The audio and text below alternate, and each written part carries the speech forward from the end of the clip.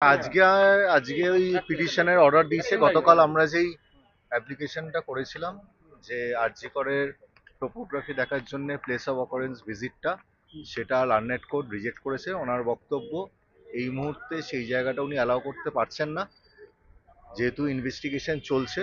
কিন্তু এখানে উল্লেখযোগ্য, উনি কিছু গ্রাউন্ডস লিখেছেন এবং পুরো যেই সাবমিশন কোর্টের কাছে করা হয়েছে প্রত্যেকে সেইটা উনি নোট ডাউন করেছে। সেখানে প্রথম তিনি যেটা বলেছেন যে স্টেট মানে রাজ্য সরকারের যা বক্তব্য যে আমাদের পিও ভিজিট করতে দেওয়া হবে না, সেই বক্তব্যটা হুবহু দুই আসামি পক্ষ সন্দীপ ঘোষ এবং অভিজিৎ মণ্ডল পুরোপুরি তুলে ধরেছে। তারা ওদের স্টেটের বক্তব্যটাকে অ্যাডপ্ট করেছে। এই যে আমাদের বক্তব্য এ তথ্য প্রমাণ লোপাট এবং লার্জার কনস্পিরেসি, আজকে সাহেবের অর্ডার শিটে সেই জায়গাটা পরিষ্কারভাবে আরও সবার কাছে ক্লিয়ার হয়ে গেল যে এই স্টেট এবং যারা তথ্য প্রমাণ লোপাট করেছে তারা একই ব্যক্তি। এবং আরও একটা জিনিস উনি উল্লেখ করেছেন যে এখানে সিবিআই এর ভূমিকা। সিবিআই এসে গতকাল একটা নো অবজেকশন বলে গেছে।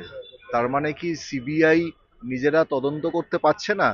তারা কি আমাদের ওপর মানে ডিফ্যাক্টোদের ওপরই উনি রিলাই করে বসে রয়েছেন? তাহলে তাদের তদন্তর জায়গাটা কোথায়?